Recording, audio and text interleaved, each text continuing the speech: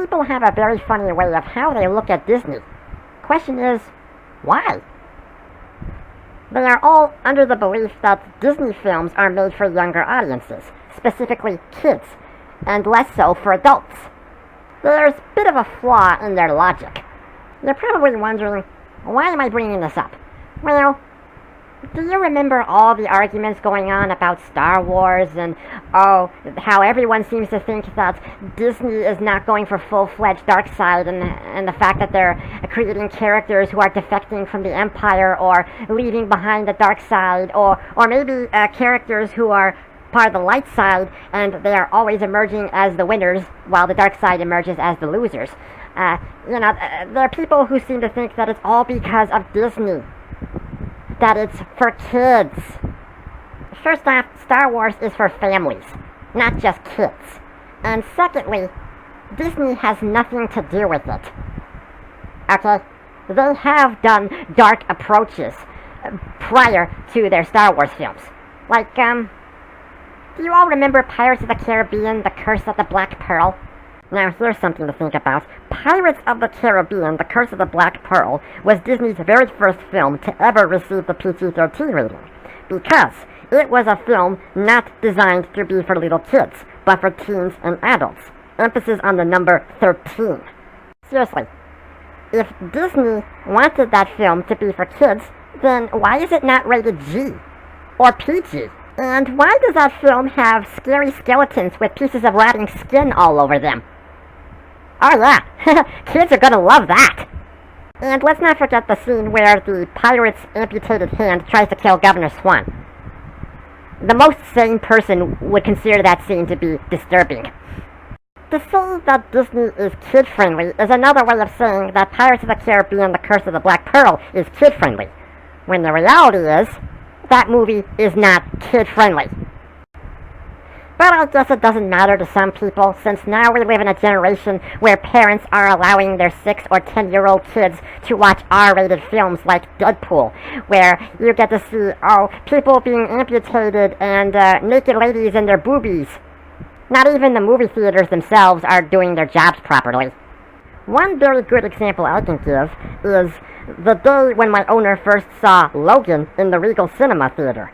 Now, do keep in mind that my owner was 25 years old when he first saw the film, so he was old enough to watch it. And let's not forget that Logan is rated R. In other words, it's for adults, not kids. Well, even so, there were parents. Okay, there was this one family with parents that allowed their 3 or 4-year-old son to watch Logan. 3 or 4 years old. Seriously? Okay. Usually, in a movie theater, when you go to the person at the front window for tickets to go see the movie, they ask for identification. You know, like driver's license or student ID. Well, they then ask, how old are your kids? Are they 18 or above? If the answer is no, then they're not going to let your kids go see the movie. Well, for some reason, this one theater allowed their 3 or 4-year-old son to watch it. There's no way of knowing how it happened or why, and there's no evidence, but my owner thinks that maybe the parents of the child threatened to sue the theater if they did not allow their kid in. Which is possible. I mean, seriously, we all live in a sue-free country, so at this point, anything is possible. But here's one thing that we can be certain of, that the parents allowed their 3 or 4-year-old child to watch the movie because the movie is from Marvel, and Marvel is owned by Disney. Therefore, they were under the assumption that the movie was for kids. I mean, seriously, everyone was warned that this movie was going to be rated R. The only way they could have fallen for that trap is they did not research the film, and they did not look at the film's rating, nor did they take it seriously. If your children start having nightmares or they're crying, don't blame the theater, okay? Don't sue them, because whose idea was it for your kids to watch the movie? It was your fault. That's right. You're the parents. You're the ones who should take the blame. Don't deny it. Own it. Oh, and in case you're thinking about suing me for saying all this, don't. I don't have US dollars, pennies, or dimes. We squirrels use a completely different currency, and that currency is in acorns. Well, along with everyone's belief that Disney is kid-friendly, they're afraid that if certain companies get taken over, the R rating or the feeling of the R rating will become nothing but a distant memory. For example, you all know the X-Men films and the Alien Anthology. Well, there has been some talk saying that 20th Century Fox is being bought by Disney, and that if they get bought by Disney, their titles, their franchises will be friendlied up for kids. Highly unlikely. Let me tell you a little something about Disney today, okay? The old Disney was all about kids. Disney today, that's the new Disney, is not about kid-friendly stuff. In fact, I have no doubt that the new Disney will someday turn Mickey Mouse into a serial killer. You may laugh right now, but if this sort of thing does happen in the future, then you will not be laughing anymore. I guarantee it. Stop blaming Disney for everything. Okay, if there is something being friendlied up, it's because of the writers and the directors, not Disney, and not because of Mickey Mouse. Here's how my owner responds to all the arguments. I haven't got time for this Mickey Mouse bullshit! Exactly the way Gary Oldman does it, actually. Yeah. Here's a little something to think about. Even before the new Disney, there were some Disney films that had some not kid-friendly stuff. I'll give you an example. Let's play this one scene from Tron. I am, of course, going to include Jeff Bridges' girly scream. I just have to add that in.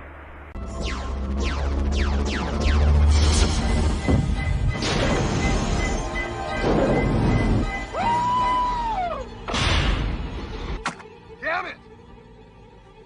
Mommy! Daddy! You just said the D-word! You know, for kids!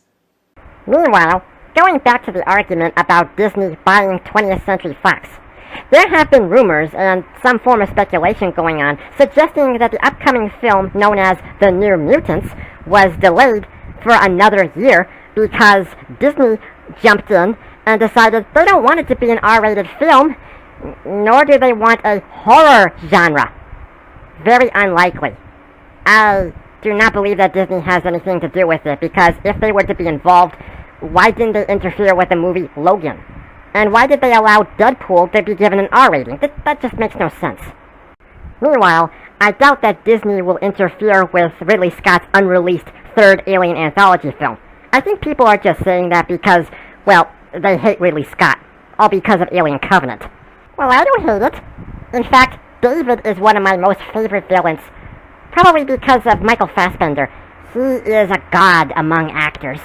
I think if Alien were to be censored by Disney, everyone would be like, no! Actually, what am I saying? That's the Star Wars fans. Luke Skywalker tried to kill his nephew in Star Wars The Last Jedi. There's something for your little kids to see. Speaking of which, if Star Wars is supposed to be for little kids, then why is it suffering from constant political debate? A 4 or 5-year-old is not going to understand what the word political means. Everyone thought that Deadpool 2 was going to be rated PG-13 instead of R, because of Disney buying 20th Century Fox. The movie has been released this year, and what do you know? It's rated R! And it's more violent than the first movie! Anyway, the last item on the list is the Marvel Cinematic Universe. I have not seen Avengers Infinity War, but from what I heard, the heroes lose, and the villain, as in Thanos, wins! Wow! Really? He even goes Jet Li on the Hulk. But wait, there's more! Half of the heroes die! Yeah, even Spider-Man dies! All the Guardians, except for Rocket and Nebula, die. Are you sure this is a movie for kids? Because it doesn't sound like it. So, to answer the question, is Disney kid-friendly? No. It is not 100% kid-friendly. More like 50-50. And that concludes this video. Next, I will be talking about Venom, as in the movie that's coming out this year. And I will be discussing the argument that everyone has made about the movie, and along with that argument, I am going to be discussing the differences between the Venom in Spider-Man 3 and the Venom in, well, Venom. I will also be making a few references about the comic book character. As always, be sure to subscribe to my channel. Adios!